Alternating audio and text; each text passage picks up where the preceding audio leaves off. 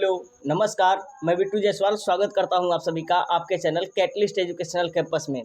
आज हम लोग देखेंगे क्लास 12 का चैप्टर नंबर 4 जिसका नाम है बायोलॉजी का चैप्टर नंबर 4 जिसका नाम है जनन स्वास्थ्य। इसके सब्जेक्टिव क्वेश्चन आंसर को जो कि आपके एनसीईआरटी में दिया हुआ है। तो चलिए वीडियो को शुरू करते हैं। तो आज का पहला क्वेश्चन है कि समाज में जनन स्वास्थ्य के महत्व के बारे में अपने विचार प्रकट कीजिए।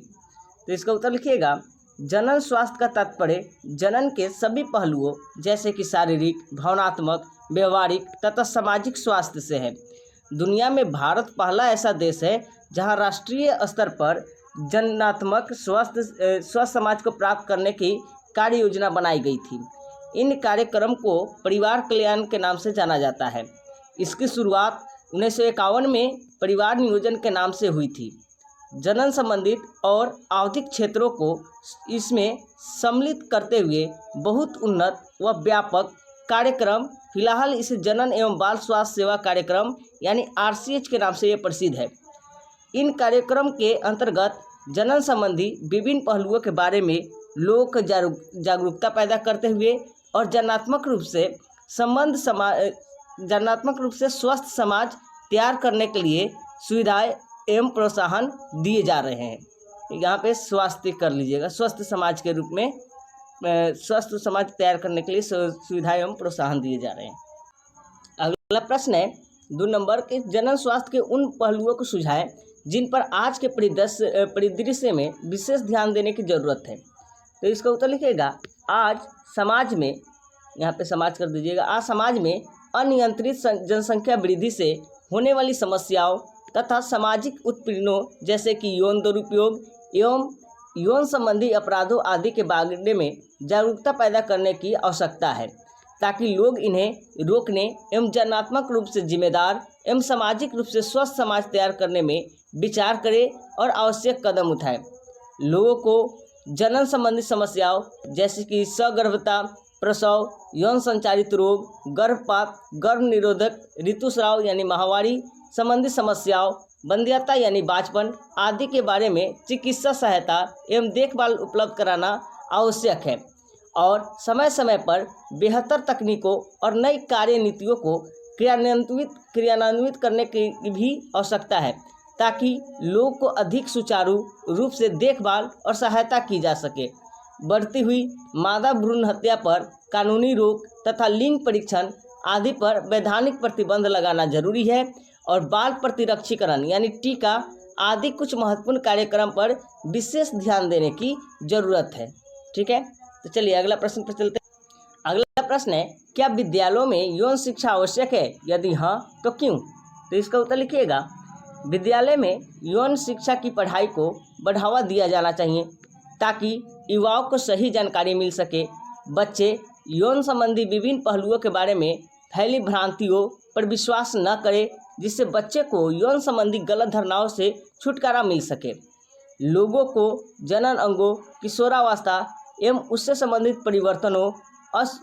परिवर्तनों, सुरक्षित और स्वच्छ यौन क्रियाओं, यौन संचारित रोगों एवं एड्स के बारे में जानकारी विशेष रूप से किशोर आयु वर्ग में जनन संबंधी स्वस्थ जीवन बिताने में सहायक होती है। अतः यौन शिक्षा विद्यालय में दी जानी जरूरी है। ठीक है, अगला प्रश्न है, क्या आप मानते हैं कि पिछले 50 वर्षों के दौरान हमारे देश के जनन स्वास्थ्य में सुधार हुआ है? यदि हाँ तो इस प्रकार के सुधार वाले कुछ क्षेत्रों का वर्णन कीजिए। तो इसका उत्तर लिखिएगा, हमारे देश में 1951 के जनन स्वास्थ्य को लक्ष्य के रूप में प्राप्त करने के लिए राष्ट्रीय स्तर पर कार्यक्रम की शुरुआत की गई थी। पिछले दशकों में समय समय पर इसका आवधिक मूल्यांकन भी किया गया है। ठीक है, यह जनन एवं बाल स्वास्थ्य सेवा कार्यक्रम यानी RCH के नाम से प्रसिद्ध है। श्रव्य तथा दृश्य यानी ऑडियो विजुअल और मुद्रित सामग्री की सहायता से सरकारी एवं गैर सरकारी संगठन जनता के बीच जनन संबंधी पहलुओं के प्रति जागरूकता पैदा करने के लिए विभिन्न उपाय कर रहे हैं। इन सबके परिणाम स्वरूप यौन संबंधित मामलों के बारे में बेहतर जागरूकता, अधिकाधिक संख्या में चिकित्सीय सहायता प्राप्त प्रसव तथा बेहतर प्रसवोत्तर देखभाल से मातृ एवं शिशु मृत्यु दर में गिरावट आई है। लघु परिवार वाले जोड़ों की संख्या बढ़ी है। यौन संचालित रोगों की सही जांच पड़ताल तथा देखभाल और कुल मिलाकर सभी यौन समस्याओं हेतु बढ़ी हुई चिकित्सा सुविधाओं का होना आदि समाज के बेहतर जनन स्वास्थ्य की ओर संकेत देते हैं। ठीक है, अगला प्रश्न है, जनसंख्या विस्फोट के कौन से कारण हैं? इसका उत्तर लिखिएगा। जनसंख्या विस्फोट के प्रमुख कारण इस प्रकार है। पहला, मृत्यु दर में तीव्र गिरावट तथा मातृ मृत्यु दर एवं शिशु मृत्यु दर यानी इन्फेंट मोर्टेलिटी रेट में कमी हुआ है। दूसरा, जनन से लोगों की संख्या में वृद्धि का होना, या कहे तो जनन क्षम लोगों की संख्या में वृद्धि का होना। तीसरा, महिलाओं का अशिक्षित होना। चौथा, अच्छी स्वास्थ्य सेवाओं के कारण जीवन स्तर में सुधार होने हुआ। पांचवा, कि परिवार नियोजन तरीकों को पूरी तरह से न अपनाया जाना भी जो है जनसंख्या विस्फोट का कहे तो जनसंख्या वृद्धि का प्रमुख कारण है। अगला प्रश्न है, क्या गर्भ निरोधक उपाय न्यायोचित है? कारण बताइए। इसका उत्तर लिखिएगा। विकासशील देशों में अनियंत्रित तरीके से बढ़ रही जनसंख्या के कारण अन्न, आवास तथा कपड़े जैसी मूलभूत आवश्यकताओं का नितांत अभाव हो सकता है। इसलिए सरकार पर यह दबाव था कि इस प्रकार की जनसंख्या वृद्धि दर को काबू रखने के लिए गंभीर उपाय अपनाए जाए। ठीक है, इस प्रकार की समस्या से निपटने के लिए एक महत्वपूर्ण उपाय यह था कि लघु परिवार को बढ़ावा देने हेतु गर्भ निरोधक के उपाय अपनाने के लिए प्रेरित किया जाए। सरकार ने एक खुशहाल जोड़े के साथ 2 बच्चों का परिवार यानी हम दो हमारे दो के नारे के साथ प्रदर्शित किया। बहुत सारे जोड़ों ने, विशेषकर शहरों के कामकाजी युवा दंपतियों ने हम दो हमारा एक का नारा अपनाया है। विवाह की वैधानिक आयु स्त्री के लिए 18 वर्ष तथा पुरुष के लिए 21 वर्ष सुनिश्चित है और इस समस्या से निपटने के लिए लघु परिवार के लिए जोड़ों को प्रोत्साहित किया जाता है। आजकल व्यापक परिधि के गर्भ निरोधक सामान आसानी से उपलब्ध है। उन्हें मोटे तौर पर निम्न श्रेणियों में बांटा जा सकता है। ठीक है, जैसे प्राकृतिक या परंपरागत, रोध यानी बैरियर, आईयूडीजी या जैसे कि कॉपर टी, मुंह से लेने योग्य गर्भ निरोधक यानी पिल्स के रूप में, टीका के रूप में, अंतरोपण तथा शल्य क्रियात्मक विधियाँ। इनमें से कोई भी एक विधि अपनी आवश्यकता और उपयोगिता के अनुसार हम चुन सकते हैं। ठीक है, अगला प्रश्न है, जनन ग्रंथि को हटाना यानी गर्भ निरोधकों का विकल्प नहीं माना जा सकता है, क्यों? तो इसका उत्तर लिखिएगा। जनन ग्रंथियां बच्चा पैदा करने वाले अंग है। वे नर में शुक्राणुओं का उत्पादन करती है और मादा में अंडे का उत्पादन करती है। ठीक है, गर्भ निरोधक के प्रयोग के लिए स्वस्थ अंगों को शरीर से हटाना कोई अच्छा विचार नहीं है। इसमें मानसिक, शारीरिक, स्वास्थ्य संबंधी समस्याएं उत्पन्न हो सकती है, जबकि दूसरी गर्भ निरोधक विधियां आसानी से उपलब्ध है। उनका कोई बुरा प्रभाव नहीं है, न ही वे महंगी है और उन्हें आसानी से प्रयोग किया जा सकता है तथा उन्हें जरूरत पड़ने पर हटाया भी जा सकता है।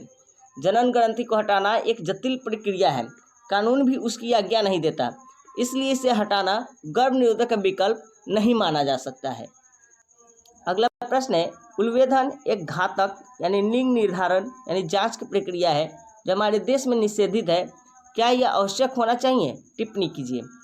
तो इसका उत्तर लिखिएगा। बढ़ती भ्रूण हत्या की कानूनी रोक के लिए उल्वेधन यानी एमनियोसेंटेसिस जांच, भ्रूणीय लिंग निर्धारण, लिंग परीक्षण पर वैधानिक प्रतिबंध उचित है, क्योंकि यह खतरनाक प्रवृत्ति है। इसमें शिशु के लिंग निर्धारण के लिए उल्वेधन का दुरुपयोग होता है। बहुत बार ऐसा देखा गया है कि यह पता चलने पर कि भ्रूण मादा है, एमटीपी कराया जाता है, जो पूरी तरह से गैर कानूनी है। इस प्रकार के व्यवहार से बचना चाहिए, क्योंकि यह युवा माँ और भ्रूण दोनों के लिए खतरनाक है। इससे समाज में पुरुष तथा महिलाओं की संख्या का अनुपात भी बिगड़ सकता है, जिससे समस्त वैवाहिक समस्याएं तथा स्वास्थ्य संबंधी समस्याएं भी उत्पन्न हो सकती है। अगला प्रश्न है, बंद दंपतियों को संतान पाने हेतु सहायता देने वाली कुछ विधियां बताइए। इसका उत्तर लिखिएगा। स्वास्थ्य सेवा इकाइयाँ यानी वंध्यता क्लिनिक आदि नैदानिक जांच में सहायक हो सकती है और इनमें से कुछ विकारों का उपचार करके दंपतियों को बच्चा पैदा करने में मदद दे सकती है। ये तकनीकें सहायक जनन प्रौद्योगिकी यानी ART, पात्रे निषेचन यानी IVF, इन विट्रो फर्टिलाइजेशन अर्थात शरीर से बाहर लगभग शरीर के भीतर जैसी स्थितियों में निषेचन के द्वारा भ्रूण स्थानांतरण यानी ईठी ऐसा उपाय हो सकता है।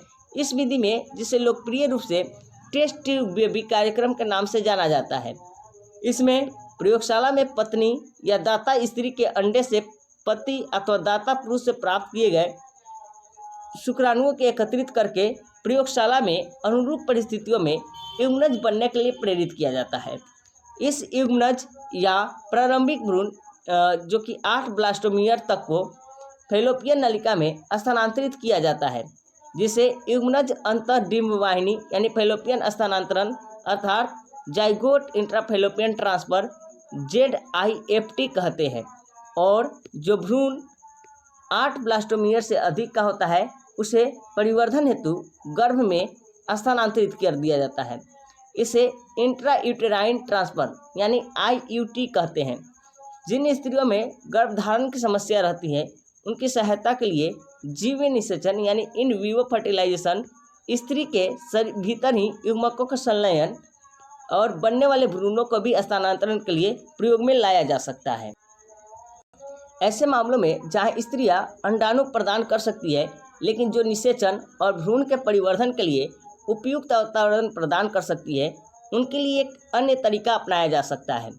इसमें दाता से अंडाणु लेकर उन स्त्रियों की फैलोपियन नलिका में स्थानांतरित यानी GIFT कर दिया जाता है। प्रयोगशाला में भ्रूण बनाने के लिए अंतःकोशिकीय शुक्राणु निक्षेपण यानी ICFI दूसरी विशिष्ट प्रक्रिया है, जिसमें शुक्राणु को सीधे अंडाणु में ही अंतःक्षेपित क्यों किया जाता है, क्यों अंतःक्षेपित कर दिया जाता है। वंध्यता के ऐसे मामलों में जिनमें पुरुष के साथ ही स्त्री को वीर्य निषेचित कर सकने के कारण योग्य नहीं है अथवा जिसके स्खलित वीर्य में शुक्राणुओं की संख्या बहुत ही कम है, ऐसे दोष के निवारण जो है कृत्रिम वीर्य सेचन यानी AI तकनीक से किया जा सकता है। इस तकनीक में पति या स्वस्थ दाता से शुक्र लेकर कृत्रिम रूप से या तो स्त्री की योनि में अथवा उसके गर्भ में ट्रांसफर कर दिया जाता है, गर्भाशय में प्रवेश करा दिया जाता है। इसे हम लोग अंतर्गर्भाशय वीर्य सेचन यानी IUI कहते हैं। ठीक है। अगला प्रश्न है, किसी व्यक्ति को यौन संचारित रोगों के संपर्क में आने से बचने के लिए कौन कौन से उपाय अपनाने चाहिए। इसका उत्तर लिखिएगा। कोई भी रोग या संक्रमण जो मैथुन द्वारा संचारित होते हैं उन्हें सामूहिक तौर पर यौन संचारित रोग यानी STD या रतिज रोग यानी VD अथवा जनन मार्ग RTI संक्रमण कहा जाता है। सुजाक यानी गोनोरिया, सिफिलिस, हर्पीस, जननिक परिसर्प यानी जेनाइटल हर्पीज, क्लेमेडिया, ट्राइकोमोनास, लैंगिक मसे, यकृतशोथ B, हाल ही में सर्वाधिक चर्चित एवं घातक HIV यानी एड्स आदि समान यौन संचारित रोग हैं। इससे बचने के लिए निम्नलिखित उपाय अपनाने चाहिए। पहला, किसी अनजाने व्यक्ति या बहुत से व्यक्तियों के साथ यौन संबंध न रखें। मैथुन के समय सदैव कंडोम का इस्तेमाल करें। यदि कोई आशंका है तो तुरंत किसी प्रारंभिक जांच के लिए किसी योग डॉक्टर से मिले और रोग का पता चले तो पूरा इलाज करवाएं। अगला प्रश्न जो है वह है कि इसमें बताना है कि वाक्य जो है सही है गलत, व्याख्या सहित बताना है। तो पहला प्रश्न है इसी में कि गर्भपात स्वतः भी हो सकता है, यह बात सही है या गलत है। तो इसका उत्तर लिखिएगा हाँ सही है। क्यों कि गर्भपात जो है स्वयं भी हो सकता है और इसे स्वतः स्फूर्त गर्भपात या मिसकैरेज कहा जाता है। यह गर्भावस्था के दौरान स्वाभाविक रूप से हो सकता है और बिना किसी बाहरी हस्तक्षेप के भी। ठीक है, तो गर्भपात स्वयं हो सकता है। अगला क्वेश्चन है कि वंध्यता को जीवन क्षम संतति न पैदा कर पाने के अयोग्यता के रूप में परिभाषित किया गया है और यह सदैव स्त्री के असमानता और दोषों के कारण होती है।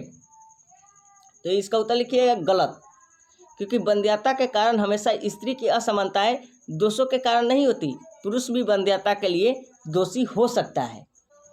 अगला प्रश्न जो है वो कथन को सही करना है। तो कथन पहला दिया हुआ है कि गर्भनिरोधक के सेल क्रियात्मक उपाय युग्मक बनने को रोकते हैं। तो इसका उत्तर लिखिएगा सही करके कि सेल क्रिया की दखलअंदाजी से युग्मक परिवहन यानी संचार रोक दिया जाता है, फलतः गर्भधारण या गर्भाधान नहीं हो पाता है। अगला गलत दिया हुआ है, उसको सही करना है कि सभी प्रकार के यौन संचारित रोग पूरी तरह से उपचार योग्य हैं। इसका उत्तर लिखिएगा यकृतशोथबी, जननिक परिसर तथा HIV संक्रमण को छोड़कर बाकी सभी यौन रोग पूरी तरह से उपचार योग्य हैं, बशर्ते कि इन्हें शुरुआती अवस्था में पहचाना एवं इनकी उचित ढंग से जो है पूरा इलाज न कराया जाए। ग नंबर है कि ग्रामीण महिलाओं के बीच गर्भ निरोधक के रूप में गोलियां यानी पिल्स बहुत अधिक लोकप्रिय हैं। तो इसका उत्तर लिखिए कि महिलाओं द्वारा खाया जाने वाला एक अन्य गर्भ निरोधक प्रोजेस्टेरॉन अथवा प्रोजेस्टेरॉन और एस्ट्रोजन का संयोजन है, जिसे थोड़ी मात्रा में मुंह द्वारा लिया जाता है। यह मुंह से टिकिया के रूप में ली जाती है और एक गोलियां यानी पिल्स के नाम से सभी महिलाओं में लोकप्रिय है, न कि केवल शहरी बल्कि ग्रामीण महिलाओं के बीच भी, यानी सभी महिलाओं में फेमस है यह। अगला है कि ईटी तकनीकों में भ्रूण को सदैव गर्भाशय में स्थानांतरित किया जाता है। इसका उत्तर लिखिएगा सही से कि ईटी तकनीक में प्रयोगशाला में पत्नी का या दाता स्त्री के अंडे से पति अथवा दाता पुरुष से प्राप्त किए गए शुक्राणुओं को एकत्रित करके प्रयोगशाला में अनुरूप परिस्थितियों में युग्मनज बनने के लिए प्रेरित किया जाता है। इस युग्मनज या प्रारंभिक भ्रूण यानी 8 ब्लास्टोमियर तक को फैलोपियन नलिकाओं में स्थानांतरित किया जाता है, जिसे युग्मनज अंतःडिंब वाहिनी यानी फैलोपियन स्थानांतरण अर्थात जाइगोट इंट्राफैलोपियन ट्रांसफर ZIFT कहते हैं। और जो भ्रूण ब्लास्टोमियर से अधिक का होता है उसे परिवर्धन हेतु गर्भाशय में स्थानांतरित कर दिया जाता है। इसे इंट्रायूटेराइन ट्रांसफर यानी IUT कहते हैं। ठीक है, तो ये रहे आपके टोटल 12 क्वेश्चन। तो इसको लिखकर आप लोग याद कर लीजिए। तब तक बाय, टेक केयर, अच्छे से पढ़ाई कीजिए।